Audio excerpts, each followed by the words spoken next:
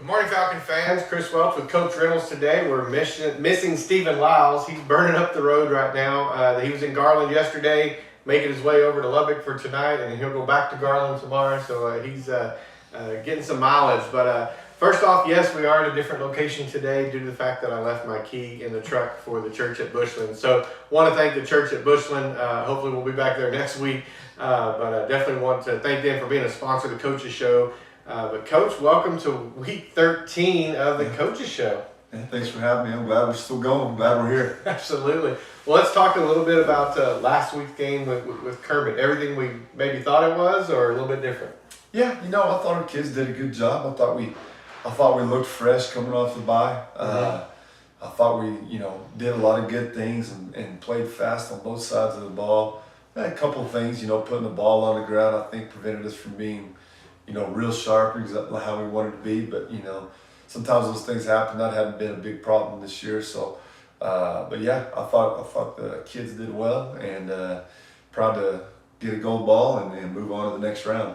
Absolutely. So before we get into this week's game, let's talk a little bit just about athletics in general. The girls volleyball team won yesterday and going for their third straight, which is quite an accomplishment for a team. It is. That's kind of a historic deal, not just here around this area, but in the state. I'd have to do my research to see how many or if any teams have any three-peats. So yeah, obviously those girls and the coaching staff, Coach Culpepper and his staff, done a great job this year, with that team, and they're down to the final game. So Tomorrow at 11. So we wish them well. Lots of good stuff going on. I was talking to one of our junior high teachers, yesterday at the junior high girls basketball games, watching my daughter, and she was just, she's a big time, supporter, Mrs. Browning, and just said there's lots of stuff going on right now, so that's a good thing, Yeah. Volleyball's still playing, football's still playing.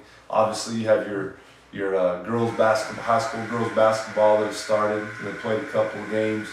Your boys are started, they're practicing, had a scrimmage. Your junior high basketball is going on, so lots of stuff going on right now. No, it is. That's a good thing. How important is it to have such a good coaching staff, and then even a little bit of a tenured coaching staff to help you from an athletic director position when it gets into this busy, overlapping kind of time of year? You don't understand how important that is until you're in this spot. Yeah. And I've heard people say that. I remember when Coach Thomas would talk about how important the rest of the staff was to him. And then until you're in this spot as an athletic director, especially while we're still playing football, there's so much going on. There's just got to be a lot of trust. Yeah. In any business, regardless of what it is, but specifically talking about what I do, I mean, to be able to just know that those volleyball coaches are going to take care of all the business and get their travel requests taken care of in their rooms. And while we're talking about this, I want to kind of give a shout out also to Angela Jenkins, who is our athletic secretary over at the admin. I don't know if she'll see this or not, but a huge thanks to Angela for what she does, for our program, and not just our program, but transportation and just everything she does. She helps us a ton. So yeah, just lots of people behind the scenes that make things work. But talking about our coaches, yeah, they do a great job of just getting things done. So just really thankful for those guys and gals. Yeah, so it's a blessing to have that much going on, but it can definitely be busy. So having people like Angela help is a big deal.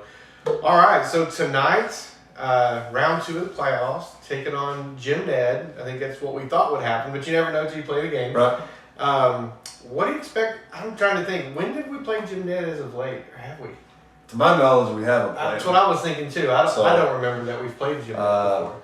I believe my first year here was the fall of 2012, and I know we haven't played them since then. So if we played them before that, I don't think we ever have. So this will be matchup number 1.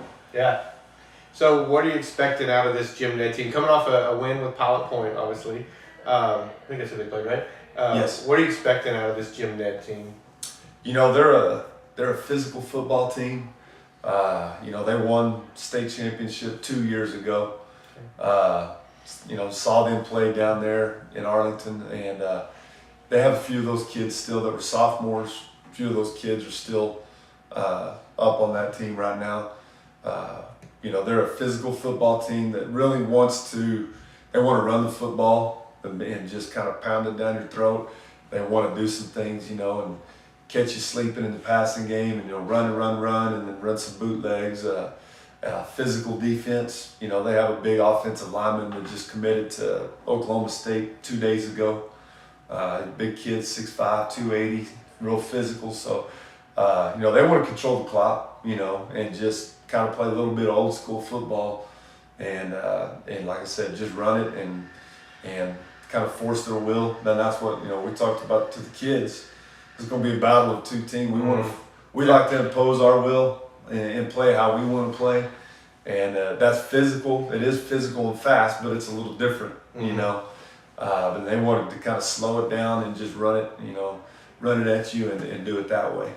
How do you equate them? Because I think Shalawar obviously did a little bit of that. Mm-hmm. Similar from a run perspective, want to kind of stay on their big tackle. Is that the right tackle that's committed? Yes, right tackle. Yeah. So he happens to be Danny Richburg, who's one of our Right. sponsors. It's his cousin's son, I believe that's Yes. can't remember his name off the top of my head. He just told me. But anyway, are they similar from that fashion? They're going to kind of get behind him and kind of ride that large offensive line. Yeah, they'll get behind him. It's not just him, and they have a good offensive line all the way across the board. They have they have another kid that's a bigger kid that does a good job. They have a couple of, I wouldn't say smaller kids, smaller than him, 55, but they're very physical and aggressive. So they're a good offensive line across the board. They have a running back that runs really hard, an athletic quarterback that can do lots of things. He's hard to tackle, just real slippery. He's elusive, and have a couple of skilled kids that can make some plays in the passing game. So they're a good football team. They've won 8 in a row. They lost their first 3 games of the year, and you can tell they've made a couple of personnel changes, trying to figure some things out, and they won 8 in a row, and they got a lot of confidence right now. So Coach Fanning, obviously, you look at his record there. Jim Ned has done an awesome job, state championship. And what's really impressive to me is a year like this year, where expectations there are going to be high every year. And you start off 0-3, sometimes the boo birds can come out, and it's like the guy's coming off a state championship 2 years ago. But to get it put together and move some pieces around and go win 8 in a row tells you a lot about their coaching staff as well. So they're going to be a handful for sure. How are we from a health perspective? Not the way you think this, but we come out last week in pretty good shape. Yeah, I think we came out about as good as we could, ask. I think we're close to being as healthy as we've been in a while, probably. Okay. So we feel good about everything, and hopefully stay that way tonight. Is it good to kind of get back on we talked a little bit about scheduling and kind of get back in routine. Kind of this week's back into normal routine. Got a Friday night game. Is that important, you think, for the team? Yeah, I think it's okay sometimes to get out of routine, because you're gonna have moments and situations where you're out of routine. I think being able to handle it. I believe we've talked about this earlier in one of our shows, but just it's gonna happen, and whether it's a weather delay or whether whatever it is. You want that experience of handling something that gets you out of your routine. For example, tonight we're back in routine on a Friday night game, 7 o'clock kickoff, but there's also another football game right in front of us at 3 with Holly and Panhandle. Okay. So for us, showing up when we normally do, walking the field, all that stuff, probably not going to happen routine like always. So, but it's going to be pretty close. We talked to the kids about that. So everything we deal with tonight, Jim Ned's going to have to deal with too, as far as not normal routine. So, it's going to be one of those deals. It'll be fine. You go out there, so we'll still kick off right around 7 o'clock. And, from that point on, everything's the same. And most of our warm-up will be pretty much the same. So, it is nice to be back on Friday, though. Yeah, absolutely. We were fortunate. We got to see Panhandle play last week. Yeah. Because we called that game down in Canyon, a good football team. So I didn't realize they were playing before. Yeah. Excited. Yep, it'll be 3:00 kickoff, I think. Okay, well, good deal. Well, Coach, as you head into this game tonight, what do you think, not to give away any secrets, but we'll say, what do you think the top 3 keys are for the team going into this, both offensive and defensively? Yeah, I think defense, I mean, obviously we got to stop the run.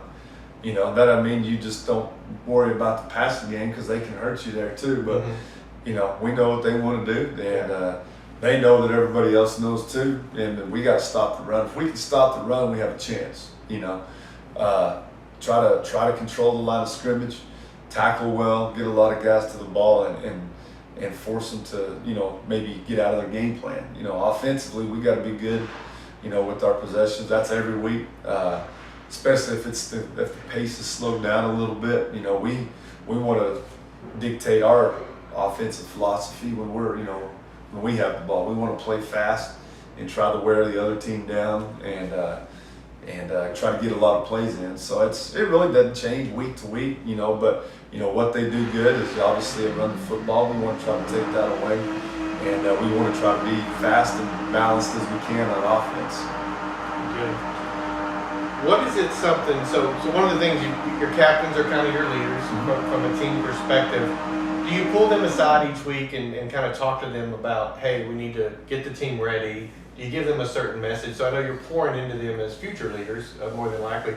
What's a kind of a message you try to pour into those captains as leaders? Well, I think it's captains, but it's seniors, it's anybody really, because we want our captains to be at the front, but the captains can't lead alone. You know, it's got to be. You don't even have to be a captain. You don't have to be a senior to be a leader. You know, anybody can lead by example, and that's what we talk to our kids about. Now, there's different times where we pull those captains in and say, hey, what do you think about this? You know, how do y'all want to do this or that? You know, and, you know, make sure, you know, I'll pull them aside from time to time. Hey, make sure we're ready to go. Make sure we're focused, ready to lead, you know. And they do a great, I don't have to tell them that very often because those guys, our captains, do a great job. We have great senior leadership, you know, this year. But yeah, it's just, you know, you don't want to make the moment too big. You know, it's another game. But at the same time, we know, you know, the kids know, everybody knows that it's a little different in playoffs. You know, if you're not ready or if you don't, you know, play well and you don't win, then it's over. You know, you don't have any do-overs. You don't have any learn from this and be ready next week. And, you know, that's not any pressure. That's the same thing for every team playing right now.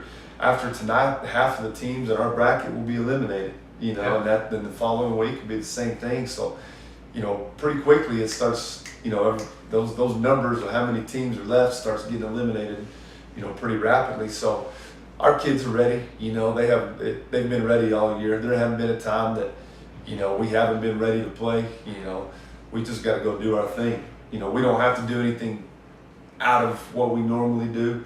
We just have to go do our thing and play hard, and that'll give us a chance.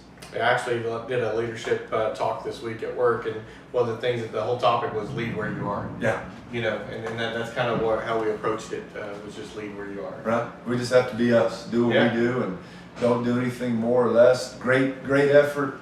You know, be ready to handle adversity. They're a good football team.